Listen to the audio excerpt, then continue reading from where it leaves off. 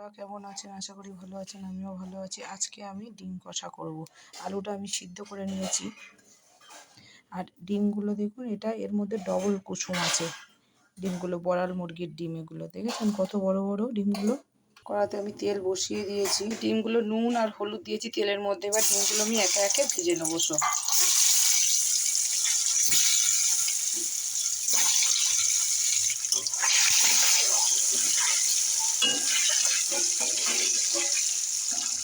আমি ডিমগুলো লাল লাল করে ভেজে নিয়েছি। এবারে আমি তুলে নেবো। তেলের মধ্যে আমি পেঁয়াজ কুচি দিয়ে দিয়েছি। তেলের মধ্যে আমি লঙ্কা, টমেটো আর আলু দিয়ে দেবো। দিয়ে ভালো করে এগুলো কষিয়ে নেবো।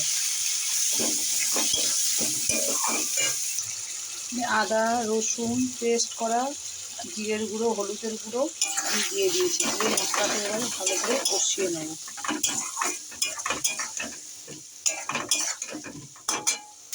মশলাটা আমার কষানো হয়ে গেছে। এবার আমি জল দিয়ে দেবো।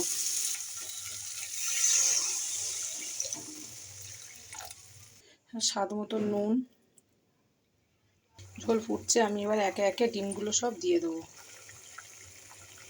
একটু গরম মশলা দিয়ে দেবো।